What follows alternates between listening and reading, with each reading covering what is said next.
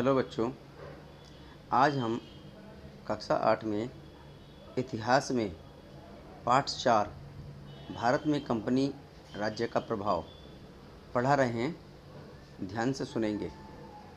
अंग्रेज़ों ने भारत के विशाल साम्राज्य पर कब्जा जमाने के बाद उस पर नियंत्रण रखने और शासन चलाने के तरीके तैयार किए।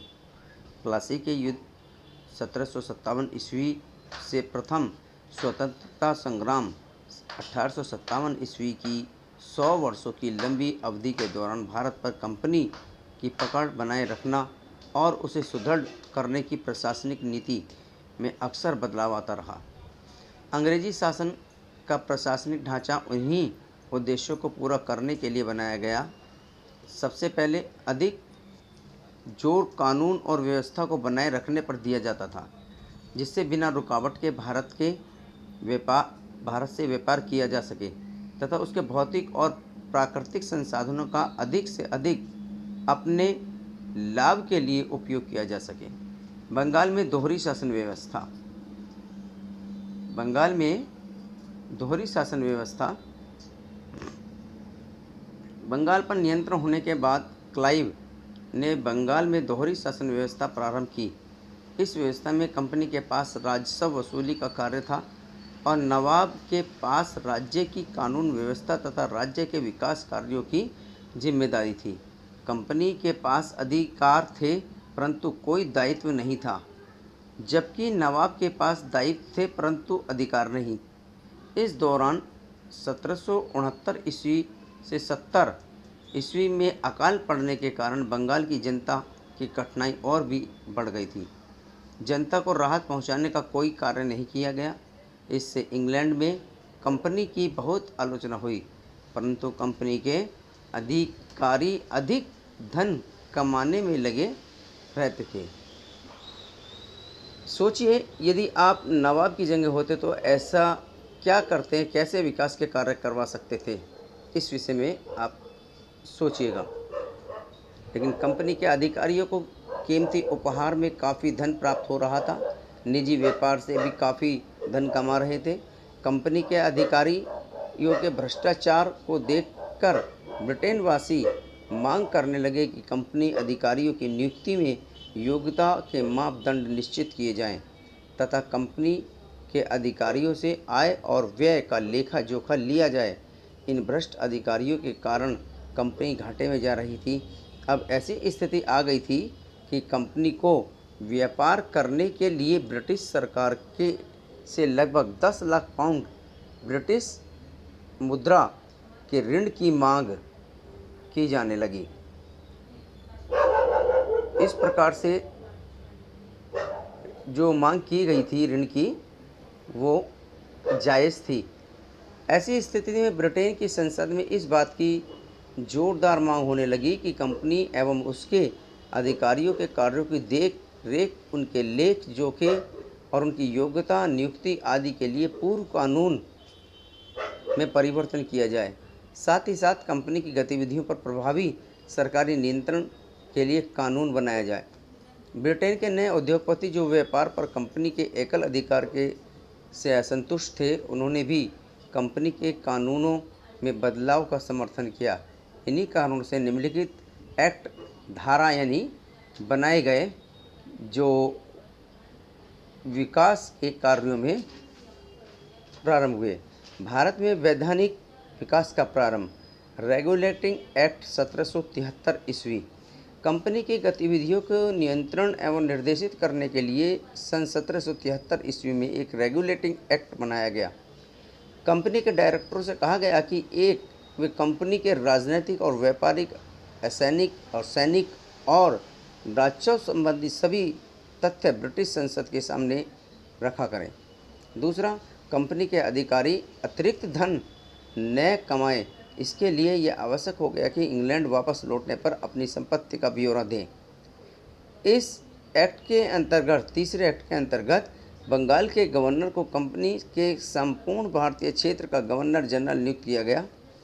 उनकी मदद के लिए 4 सदस्यों की एक परिषद बनाई गई। चौथा, न्याय व्यवस्था को पुनर्गठित करने के लिए कोलकाता में एक सर्वोच्च न्यायालय स्थापित किया गया। इस प्रकार की रेगुलेटिंग एक्ट उन्होंने लागू किया। पिट इंडिया एक्ट जो कि 1774 ईस्वी में पारित हुआ और ब्रिटिश संसद ने 1784 ईस्वी में एक नया कानून पारित किया जो पिट्स इंडिया एक्ट के नाम से जाना गया। इस अधिनियम के तहत नंबर 1 ब्रिटेन में एक नियंत्रण परिषद यानी बोर्ड ऑफ कंट्रोल की स्थापना की गई। इस परिषद के द्वारा ब्रिटिश सरकार को भारत में कंपनी के सैनिक और असैनिक तथा राजस्व संबंधी मामलों में एकाधिकार प्राप्त हो गया। गवर्नर जनरल को भारत स्थित सभी ब्रिटिश फौजों का मुख्य सेनापति बनाया गया। यहाँ पर एक चित्र दिखाया गया जिसमें गवर्नर जनरल बंगाल का दिखाया गया है और इसके दो और सबॉर्डिनेट अधिकारी थे जैसे गवर्नर चेन्नई और गवर्नर मुंबई। रेगुलेटिंग एक्ट के तहत चेन्नई मद्रास यानी और मुंबई की प्रेसिडेंसी को गवर्नर जनरल बंगाल के अधीन कर दिया गया था। तो ये इसमें बताया गया था। तो अब पहला ब्रिटेन के इसमें चल रहा था पिट्स इंडिया एक्ट में ब्रिटेन में एक नियंत्रण परिषद बोर्ड ऑफ कंट्रोल की स्थापना हुई, ये बताया गया। इस परिषद के द्वारा ब्रिटिश सरकार को भारत में कंपनी के सैनिक असैनिक तथा राजस्व संबंधी मामलों में एकाधिकार प्राप्त हो गया। गवर्नर जनरल को भारत स्थित सभी ब्रिटिश फौजों का मुख्य सेनापति बनाया गया।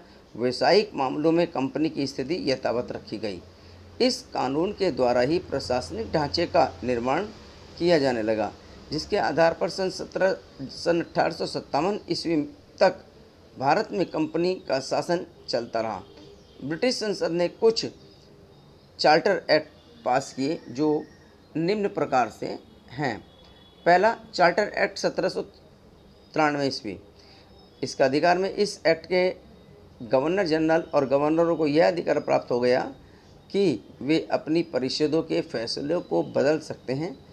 इसके अनुसार मुंबई तथा चेन्नई की सरकारों पर गवर्नर जनरल का नियंत्रण भी बढ़ा दिया गया। तो एक तो एक्ट ये था। तो इसी प्रकार जो 30 आगे एक्ट दिया गया है वो चार्टर्ड एक्ट 1813 ईस्वी, ये भी दिया गया है। चार्टर्ड एक्ट 1813 ईस्वी का इसमें दिखाया गया है। इस एक्ट से चाय के व्यापार को छोड़कर कंपनी व्यापारिक एकाधिकार समाप्त कर दिया गया तथा सभी ब्रिटिश निवासियों को भारत से व्यापार करने की स्वतंत्रता मिल गई। भारत में शिक्षा के प्रसार पर व्यय हेतु 1 लाख रुपए का प्रावधान किया गया। गवर्नर जनरल एवं गवर्नरों की नियुक्तियों का अधिकार कंपनी के निर्देशकों के पास ही बना रहा, परंतु उसमें ब्रिटेन की सरकार की स्वीकृति आवश्यक हो गई। वहाँ से स्वीकृति लेना आवश्यक था, ये अनिवार्य कर दिया गया। तीसरा चार्टर्ड एक्ट 1833 ईस्वी। इस एक्ट के साथ चाय के व्यापार पर कंपनी का एकाधिकार समाप्त कर दिया गया। ईस्ट इंडिया कंपनी के पास भारत में अंग्रेजी राज्य प्रशासन चलाने का ही कार्य रह गया। आगे गवर्नर जनरल को अपनी परिषद की सलाह से कानून बनाने का अधिकार प्राप्त हो गया। मुंबई तथा चेन्नई की सरकारों से कानून बनाने का अधिकार छिन गया। इसके आगे चार्टर्ड एक्ट 1853 ईस्वी। इस एक्ट के गवर्नर जनरल की परिषद में 6 सदस्य और बढ़ा दिए गए जो ब्रिटिश संसद द्वारा मनोनीत किए जाते थे। परिषद के कानून बनाने वाली व्यवस्थापिका का भी रूप धारण कर लिया। इससे कंपनी शासन पर ब्रिटिश सरकार का नियंत्रण और अधिक बढ़ गया। कंपनी ने सरकार की सेवा के उच्च पदों पर नियुक्ति हेतु नागरिक सेवा यानी सिविल सर्विस प्रतियोगिताएं परीक्षा की व्यवस्था की थी। इस प्रकार उक्त सभी चार्टर्ड अधिनियमों का परिणाम यह हुआ कि भारत में अंग्रेजी राज्य पर कंपनी के निदेशकों के प्रस्तावित प्रशासनिक अधिकार घटते गए और धीरे धीरे उस पर ब्रिटिश सरकार का वास्तविक नियंत्रण स्थापित हो गया। कंपनी शासन के 3 मुख्य आधार नागरिक सेवा यानी सिविल सेवा, सेना तथा पुलिस और न्याय व्यवस्था। ब्रिटिश भारत में हर जिले में राजस्व वसूली के लिए एक कलेक्टर यानी कानून व्यवस्था बनाए रखने के लिए एक पुलिस सुपरिटेंडेंट यानी अधीक्षक और न्याय व्यवस्था के लिए एक जज होता था। ब्रिटिश भारत में इन पदों को भारतीयों की नियुक्ति नहीं हो सकती थी। कंपनी के शासकों ने हिंदुओं और मुसलमानों के व्यक्तिगत कानूनों की रीति रिवाजों और विवाह आदि से संबंधित कानूनों में हस्तक्षेप करना उचित नहीं समझा। उनके लिए पूर्व प्रचलित कानूनों के आधार पर न्याय किया जाता था। इस प्रकार 1784 ईस्वी में सुप्रीम कोर्ट की स्थापना हुई। इसके पश्चात प्रांतीय तथा जिला अदालतों की भी स्थापना की गई। इस न्याय व्यवस्था को कानून के अनुसार न्याय किए जाने पर बल दिया गया, किंतु यूरोपियन और भारतीयों के लिए समान कानून नहीं थे। उनके न्यायाधीश भी अलग थे। आज बस इतना ही पढ़ाएंगे। इससे आगे कल पढ़ाएंगे, जिसमें उच्च प्रशासनिक अधिकारियों का प्रशिक्षण, शिक्षा और सामाजिक सुधार आदि के विषय में बताएंगे।